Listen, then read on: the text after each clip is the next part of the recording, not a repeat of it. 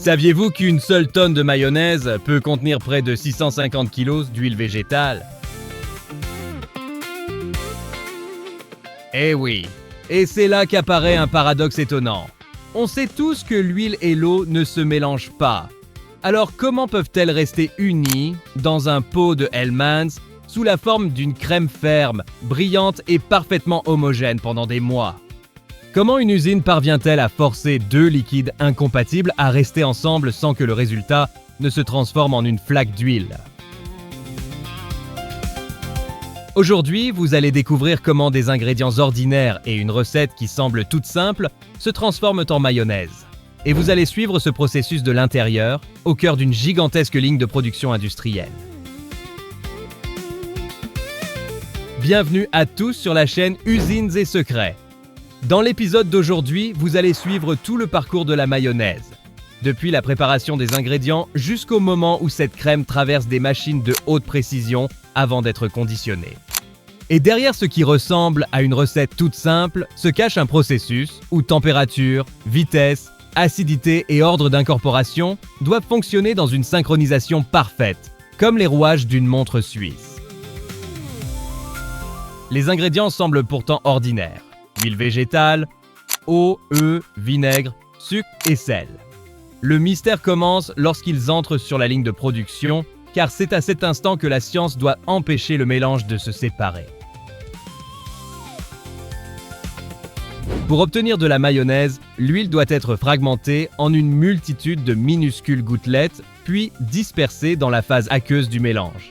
Naturellement, ces gouttelettes chercheraient à se regrouper, comme lorsque l'huile remonte à la surface d'un verre d'eau. L'industrie doit empêcher cette séparation tout en maîtrisant la vitesse, la température, les proportions et l'ordre d'incorporation des ingrédients. C'est à ce moment-là que l'usine cesse de ressembler à une simple cuisine agrandie. Cuve, pompe, mélangeurs et instruments de mesure fonctionnent en parfaite séquence pour créer une émulsion stable.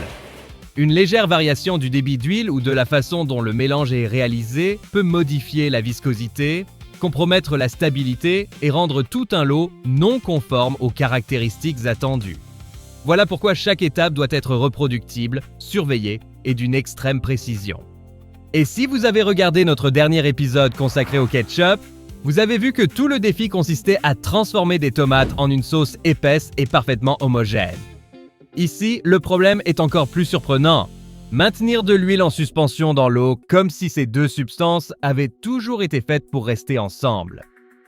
Profitez-en pour vérifier dès maintenant que vous êtes bien abonné à Usines et Secrets, car vous allez découvrir quel élément maintient réellement toute cette structure, l'œuf, le vinaigre ou la puissance des machines. La réponse commence par la sélection des matières premières. Car avant de mélanger quoi que ce soit, l'usine doit s'assurer que chaque composant entre dans le processus dans des conditions parfaitement maîtrisées. Avant même qu'une seule goutte d'huile n'entre dans le mélangeur, l'usine doit résoudre un problème invisible. Des ingrédients qui semblent identiques peuvent se comporter de manière très différente. Un lot d'huile hors spécification, une phase aqueuse avec une acidité incorrecte ou un ingrédient à la mauvaise température peuvent déjà affecter des milliers de pots. C'est pourquoi la fabrication industrielle de la mayonnaise commence bien avant le mélange. Elle commence par la validation des matières premières. Huile végétale, eau, œufs, vinaigre, sucre et sel constituent la base d'une grande partie des mayonnaises produites à l'échelle industrielle. La liste paraît simple, mais chaque ingrédient remplit une fonction bien précise. L'huile donne l'essentiel de sa texture crémeuse. L'eau forme la phase dans laquelle se répartissent les composants solubles. Les œufs aident à maintenir l'huile et l'eau ensemble. Le vinaigre apporte l'acidité, tandis que le sucre et le sel équilibrent la saveur finale. À leur arrivée sur le site de production, ces ingrédients ne sont pas envoyés directement dans la cuve principale. Ils passent d'abord par des contrôles d'identification, de transport, d'intégrité et de conformité du lot. Des échantillons peuvent être prélevés pour vérifier l'aspect, l'odeur, l'acidité, la concentration et le comportement physique. Une fois que des tonnes d'ingrédients ont été réunis, corriger un écart devient beaucoup plus difficile. L'usine cherche donc à détecter le moindre problème tant qu'il tient encore dans un petit récipient de laboratoire. L'huile doit être protégée de la chaleur excessive, de la lumière et d'un contact inutile avec l'air, autant de facteurs capables d'altérer son arôme, son goût et sa stabilité. Avant utilisation, elle peut être filtrée puis acheminée par des conduites fermées jusqu'au système de dosage. Des débitmètres contrôlent précisément la quantité introduite dans le procédé, car une faible variation de proportion suffit à modifier la fermeté de la mayonnaise. C'est un peu comme construire un mur avec des milliers de briques microscopiques. Trop d'huile, pas assez d'huile ou des briques mal réparties, et toute la structure change. Pendant ce temps, la phase composée d'eau, de vinaigre, de sel, de sucre et d'autres ingrédients solubles est préparée séparément. L'objectif est de tout dissoudre et de répartir chaque composant de façon homogène avant la rencontre avec l'huile. La température doit rester dans la plage définie pour la formulation, car elle influence directement la viscosité et le comportement de la future émulsion. Des capteurs surveillent en cette base, tandis que des agitateurs maintiennent le liquide en mouvement jusqu'à ce qu'il soit prêt pour l'étape suivante. Les œufs demandent une attention particulière. Dans la mayonnaise, certains composants présents surtout dans le jaune jouent le rôle d'un pont microscopique entre l'eau et l'huile.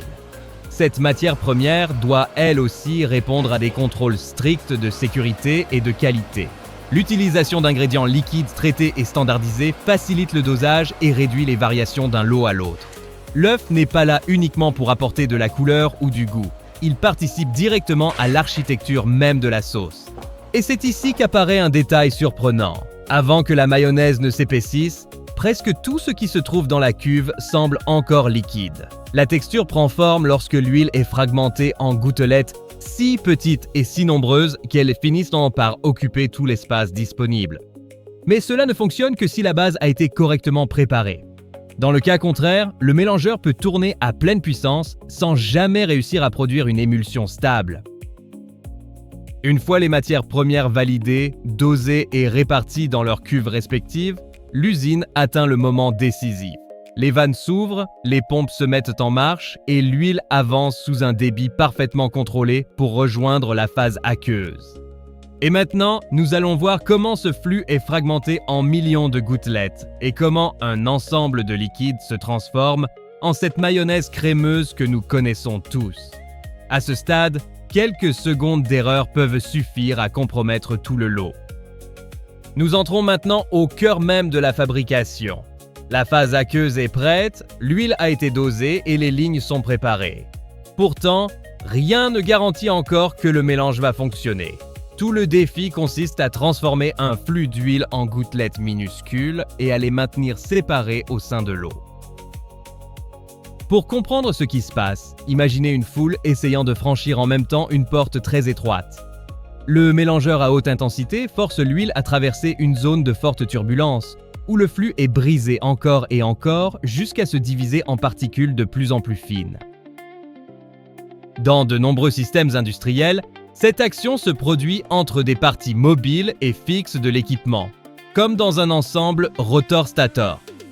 Le rotor tourne à grande vitesse, aspire le mélange dans la tête de travail, puis le projette à travers de petites ouvertures. À chaque passage, une nouvelle force de cisaillement s'applique. Le cisaillement désigne la force qui fait glisser les différentes couches du liquide les unes sur les autres à des vitesses différentes. Concrètement, c'est comme si le flux d'huile était fragmenté jusqu'à perdre complètement sa forme d'origine. Plus cette rupture est efficace, plus l'émulsion tend à devenir fine et homogène. Mais réduire la taille des gouttelettes ne résout que la moitié du problème. Dès leur formation, elles cherchent à se rejoindre. Si deux gouttelettes fusionnent, elles en forment une plus grosse. Si cela se répète, l'huile peut commencer à se séparer. C'est précisément à cet instant que les composants de l'œuf entrent en jeu. Certaines molécules présentes dans le jaune se placent à l'interface entre l'eau et l'huile. Une partie interagit davantage avec la phase aqueuse, tandis que l'autre s'associe à la matière grasse. Cette organisation forme une fine pellicule autour des gouttelettes et limite leur tendance à se réunir. Le résultat ne se forme pas instantanément. L'huile est généralement incorporée de façon contrôlée pendant que le mélange circule dans le système. Si le débit dépasse la capacité de dispersion, des zones trop riches en huile apparaissent. S'il est trop lent, le procédé perd en efficacité et peut s'écarter du résultat attendu. À mesure que les gouttelettes deviennent plus nombreuses dans la cuve, le liquide dispose de moins en moins d'espace pour circuler. Le mélange résiste davantage à l'écoulement, gagne en consistance et passe d'un aspect fluide à une texture crémeuse. L'épaississement naît donc directement de l'organisation microscopique de l'émulsion. C'est pour cette raison que la mayonnaise paraît ferme dans son pot, mais s'étale facilement sous la pression d'une cuillère. Lorsqu'une force est appliquée, sa structure cède et s'écoule. Dès que le mouvement cesse, elle retrouve une partie de sa résistance. Cette propriété facilite le conditionnement, le transport et l'usage au quotidien.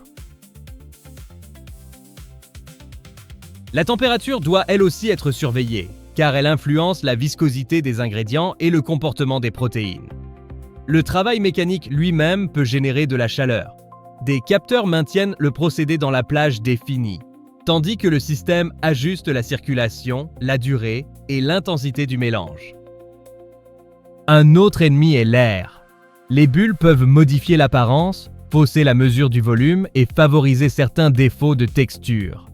C'est pourquoi certaines lignes utilisent des équipements fermés et des conditions conçues pour limiter l'incorporation d'air pendant l'émulsification.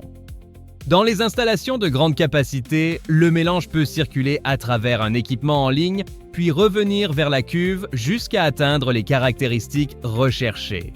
Dans d'autres configurations, l'émulsification se fait directement à l'intérieur du récipient.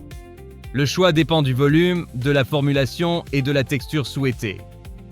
Pendant que le procédé se poursuit, de petits échantillons peuvent être prélevés afin de vérifier la viscosité, la stabilité, l'aspect et l'acidité. L'usine n'attend pas que le pot arrive en rayon pour découvrir une anomalie.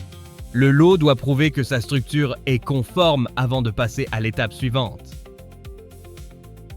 L'un des détails les plus étonnants, c'est que deux mayonnaises composées d'ingrédients très proches peuvent présenter des textures différentes uniquement à cause de la taille et de la répartition des gouttelettes.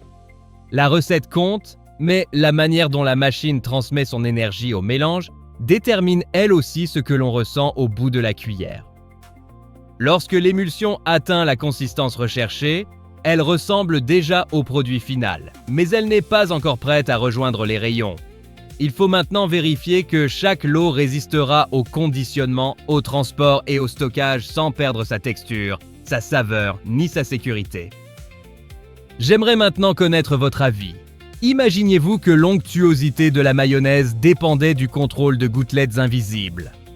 Dites-moi en commentaire ce qui vous surprend le plus jusqu'ici et précisez aussi depuis quelle ville ou quelle région de France vous regardez Usines et Secrets.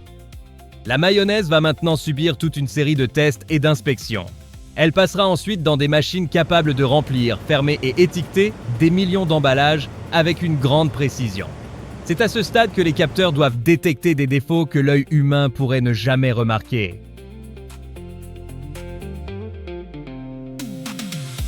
Lorsque l'émulsion sort du mélangeur, elle possède déjà sa couleur et son onctuosité, mais elle n'a pas encore gagné le droit d'entrer dans son pot. Le lot doit d'abord prouver qu'il respecte exactement le même niveau de qualité du début à la fin. C'est ici que l'usine traque les défauts invisibles avant qu'ils ne se transforment en milliers d'emballages rejetés. Un échantillon est envoyé pour analyser l'aspect, l'arôme, le goût, l'acidité et la texture. L'objectif n'est pas seulement de vérifier si la mayonnaise est bonne. Elle doit correspondre précisément aux standards définis, car une légère différence peut être perceptible dès que le consommateur ouvre le pot. La texture peut être mesurée par des appareils qui évaluent la résistance de la mayonnaise au mouvement. Si elle est trop fluide, elle risque de couler et de donner une impression de séparation. Si elle est trop ferme, le pompage et le remplissage deviennent plus difficiles. La bonne consistance doit fonctionner aussi bien dans la cuillère que dans les machines. L'acidité est elle aussi contrôlée, car elle influence à la fois le goût et le comportement du produit. Le résultat doit rester dans la plage prévue par la formulation. Des échantillons prélevés à différents moments permettent de détecter d'éventuelles variations pendant la production. Un autre test vérifie si l'émulsion présente des signes de séparation. La surface ne doit pas libérer d'huile, former des poches liquides, ni développer un aspect irrégulier. En laboratoire, le produit peut être soumis à des conditions qui accélèrent de l'apparition de défauts et permettent d'anticiper son comportement pendant le stockage. Une fois le lot validé, la mayonnaise est acheminée par des conduites fermées jusqu'à la zone de remplissage. Des pompes conçues pour les produits visqueux poussent la crème sans détériorer sa structure. Le débit doit rester régulier car des à-coups trop importants ou l'entrée d'air peuvent perturber le dosage et altérer la texture. Les pots ou les flacons entrent sur la ligne et passent par une première vérification. Les récipients déformés, sales ou mal positionnés doivent être retirés. Des guides et des capteurs maintiennent chaque emballage parfaitement aligné, formant une succession qui ressemble à une armée de contenants avançant sous un même commandement. Au poste de remplissage, les buses doseuses se placent au-dessus des emballages. La machine délivre une quantité précise de mayonnaise, puis interrompt le flux à l'instant calculé.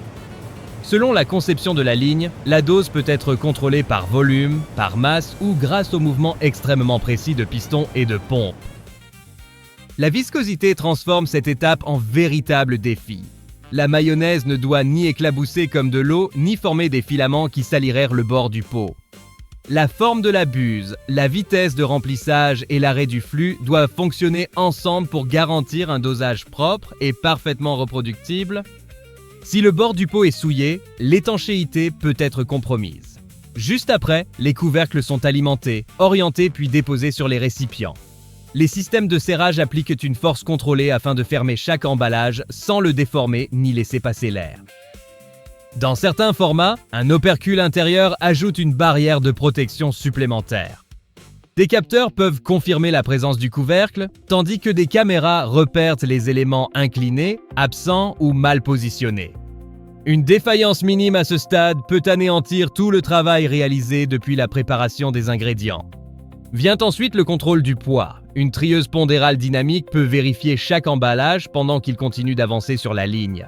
Les unités situées en dessous ou au-dessus de la plage autorisée sont automatiquement écartées, ce qui permet de détecter les erreurs de dosage sans ouvrir les pots ni arrêter toute la production.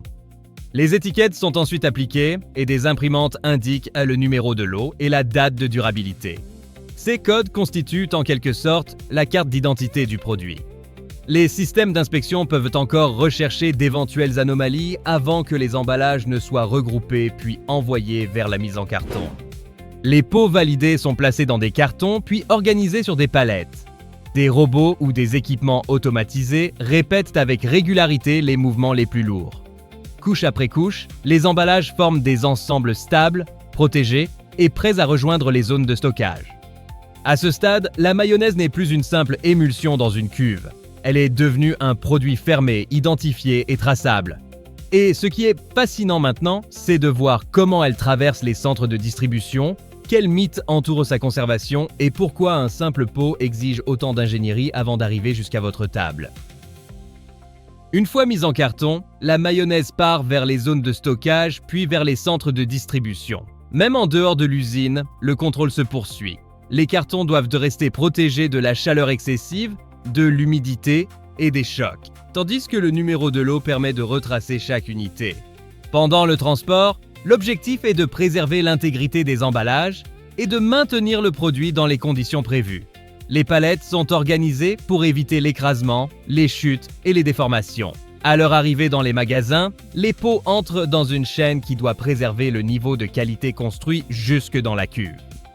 Et c'est justement après la sortie d'usine que commencent les grandes idées reçues sur la mayonnaise.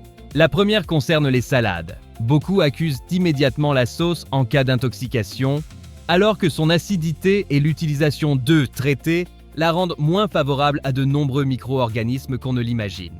Ce contrôle permet aussi de mieux comprendre sa durée de conservation. Sa stabilité ne dépend pas uniquement des conservateurs. Elle repose sur la combinaison de l'acidité, de l'hygiène, des œufs pasteurisés, de la taille des gouttelettes et d'un emballage parfaitement fermé. Une fois ouvert, le produit doit être conservé conformément aux indications figurant sur l'étiquette.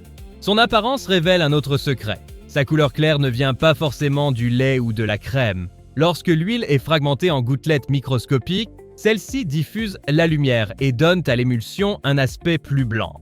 Même sa couleur raconte la manière dont la machine a travaillé. Cette structure explique également pourquoi la mayonnaise garde la trace d'une cuillère tout en s'écoulant lorsqu'on exerce une pression. C'est ce comportement qui permet de la pomper dans des conduites, de remplir les pots avec précision et de la maintenir bien en place dans un sandwich. Et nous arrivons ainsi au détail le plus étonnant.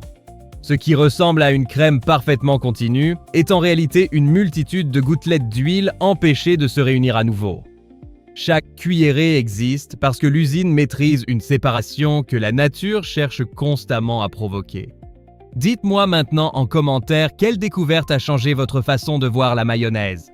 Et pour continuer à découvrir des procédés que presque personne n'imagine, abonnez-vous à Usine et Secret et activez la cloche, car le prochain aliment du quotidien pourrait cacher une ingénierie encore plus surprenante. Et si vous pensez avoir déjà tout vu, vous n'imaginez pas l'usine que nous avons explorée dans notre dernier épisode. Il apparaît déjà sur votre écran. Cliquez et venez avec moi découvrir un nouveau secret caché ici, sur Usine et Secret. Je vous dis à très vite. On se retrouve là-bas.